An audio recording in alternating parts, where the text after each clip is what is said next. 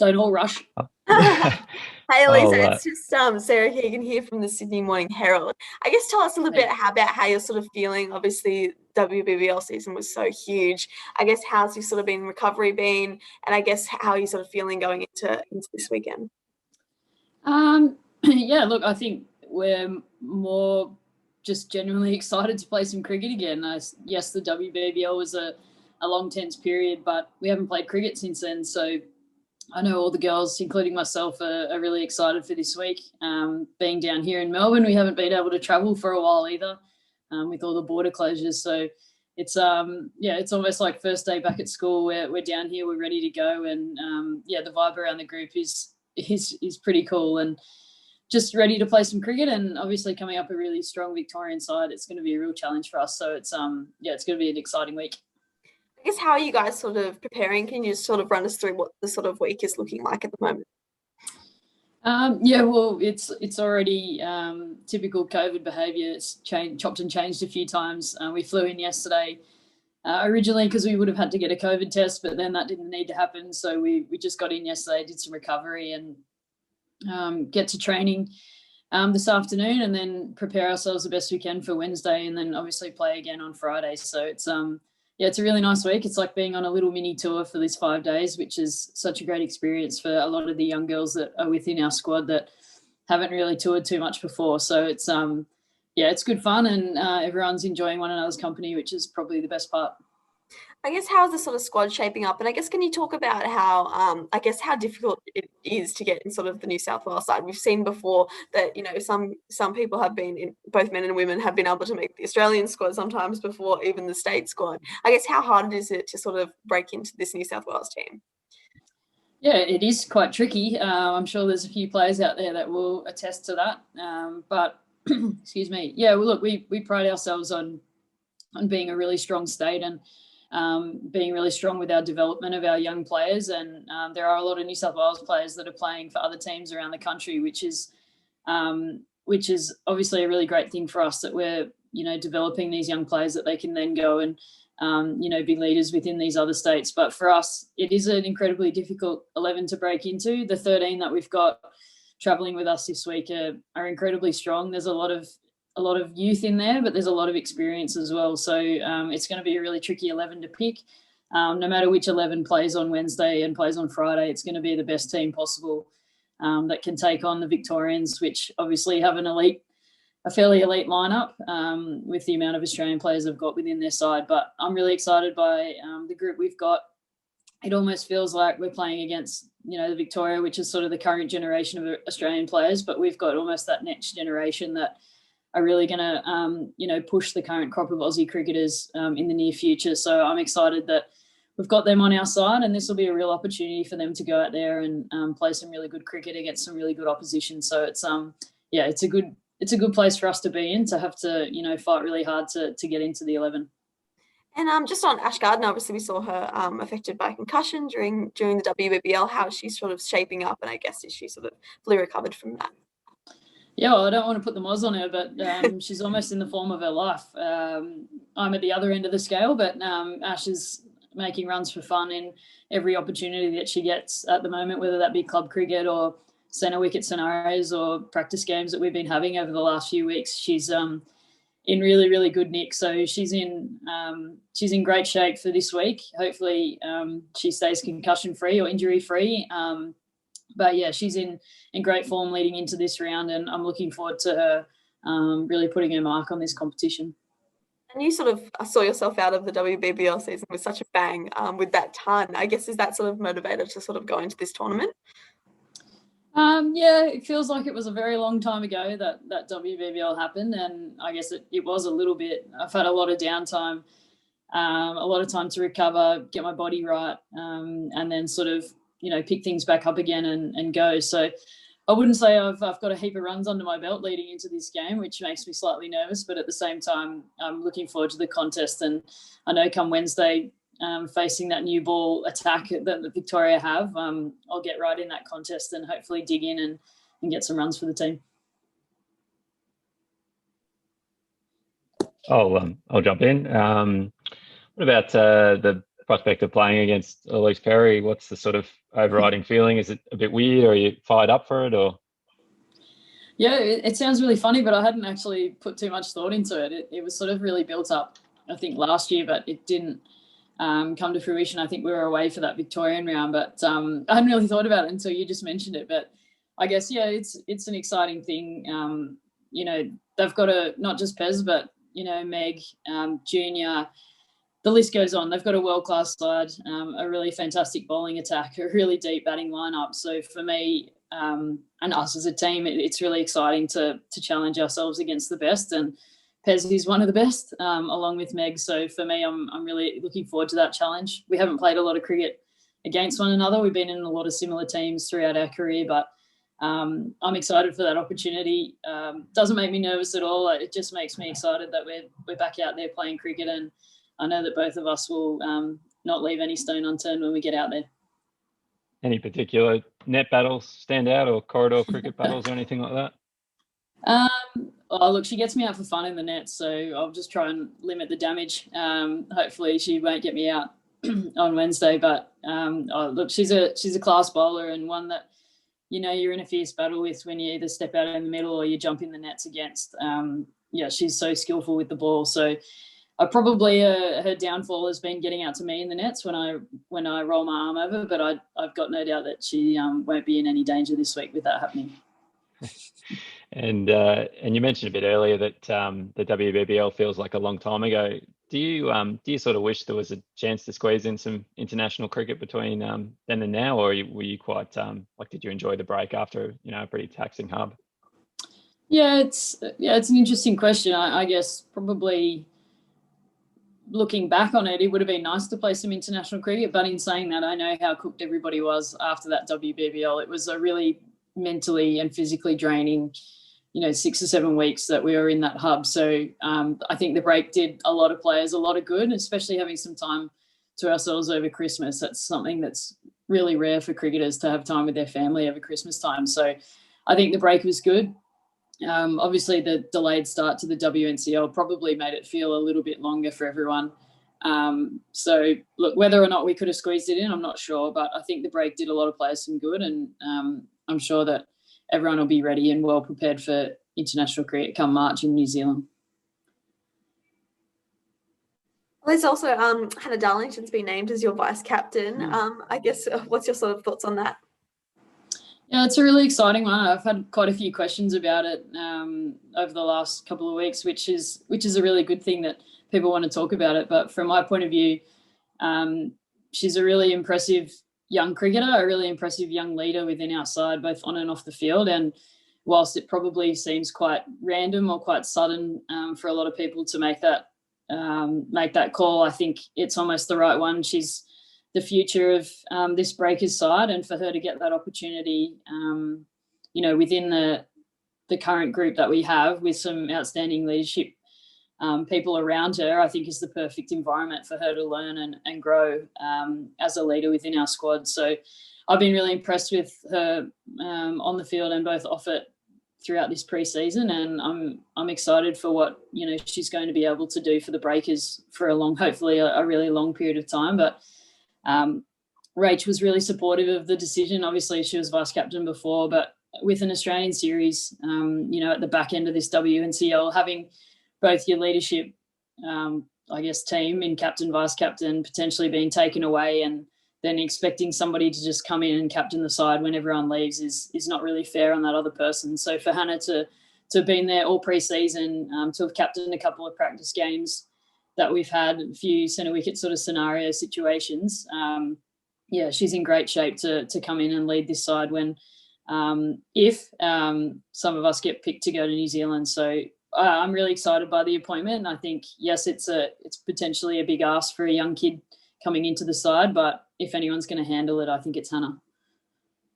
Have you got a chance to speak to her about it? Obviously, she's been picked over her Thunder captain in Rachel Haynes as well.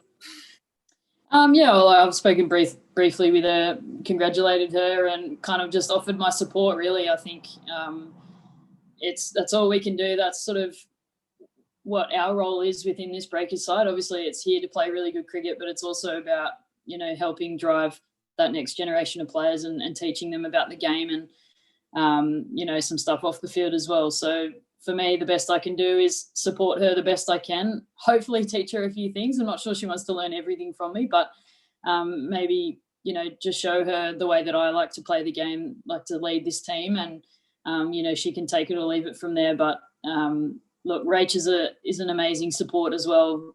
She has been as vice captain for me for the last few years, and she's a great shoulder to lean on when need be. So Hannah's got some great support around her that, yeah, she'll be completely fine doing the job.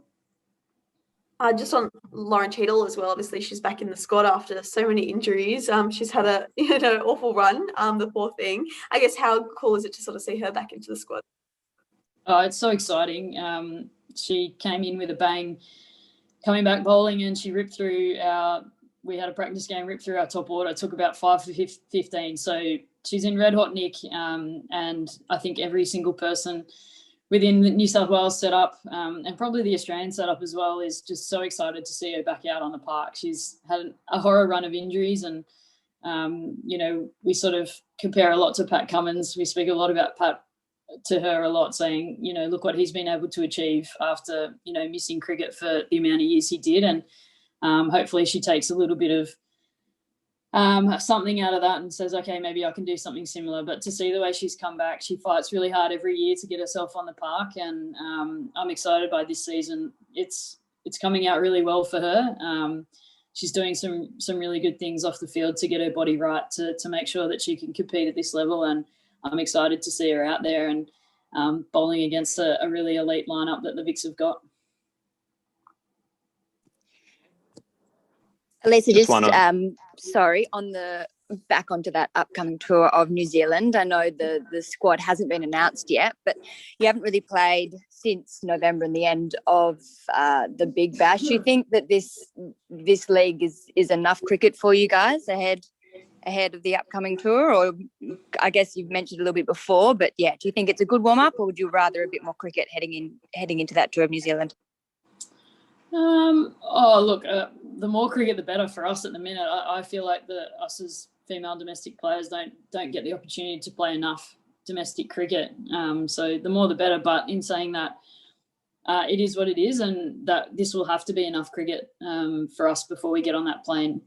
We've had the longest preseason ever. We've been preparing for cricket for 9 months, it feels like, to finally get to this. I haven't played a 50-over game properly since the end of that New Zealand series, like way back in September. So that's the nature of cricket at the minute. You sort of just got to deal with everything that's thrown at you. And I've got no doubt that however many players they're picking, whether it be 15, 16, 20, however many people they're going to put on the plane to New Zealand, every single one of them will be prepared as best they can to go out there and play international cricket. I think the opportunity for us to play in the WNCL is a great one. We don't often get to play a whole heap of games throughout this tournament. So for us to get a real big chunk is a really good thing for the competition, and a really good thing for us as well, to be able to play in this domestic league. So I'm excited by that. And like I said, I've got no doubt that it's enough cricket for us. If we make it enough cricket, that we can prepare and get on the plane knowing that we can go out there and play international cricket and represent our country to the best of our ability. I guess, how are you feeling, Alyssa, about the prospect of 14 days quarantine over in New Zealand? Oh, look, been there, done that. Bring it on. I've got no doubt that our Kiwi counterparts will look after us the best they possibly can. I know that the English girls, I think, just came out of their quarantine over there. I've spoken to a few of the Kiwis who had to go home and do their quarantine after the Big Bash, and it's just part and parcel of travelling nowadays.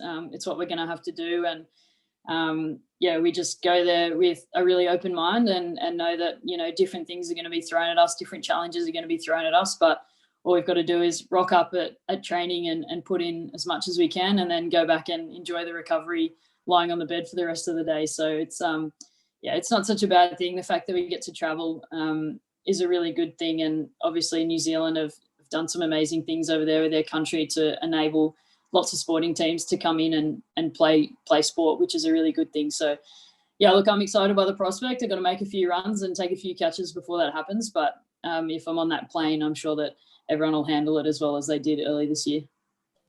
Have you got any tips for anyone going into quarantine? Any fun activities that you've enjoyed over your time?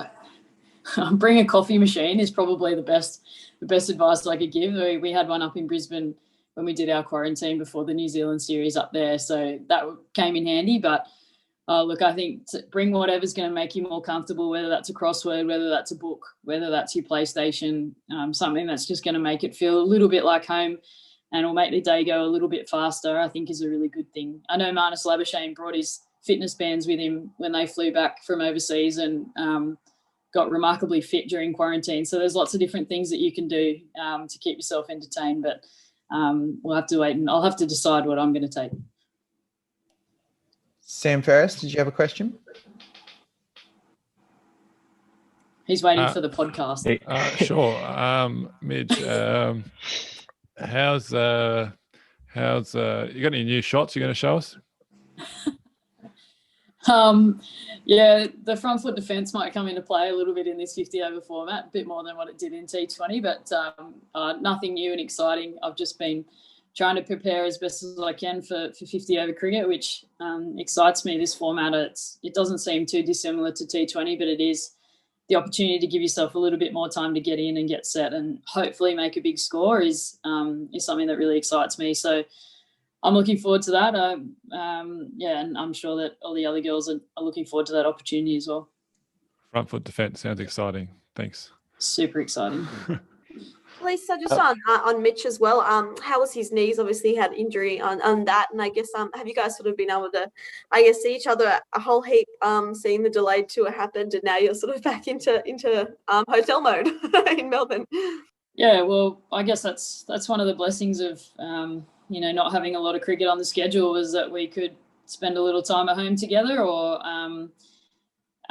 whether it be me down in Melbourne with him, following him around the Test series for a bit. So it's been great to be able to spend some time together. The way both of our knees creak and groan when we bend down to pick up the laundry or whatever it might be is never a good sign, but he'll be right. It's all part and parcel of being a fast bowler that takes a real toll on your body, same as wicket keeping, but you just get on with it and go back out there and just try and be better every day. So yeah, he's all good. I think they're back into full training this week, preparing for the Shield season, obviously not going to South Africa. So I think he's really excited for that, and it's the same sort of thing for us to be able to come back and be a part of, the New South Wales Breakers or the New South Wales Blues and play some Shield cricket is really exciting for them. They don't really get that opportunity too often. So no doubt once the Sixers boys dry out a little bit, he'll rejoin his mates, and they'll get stuck into a really exciting Shield season.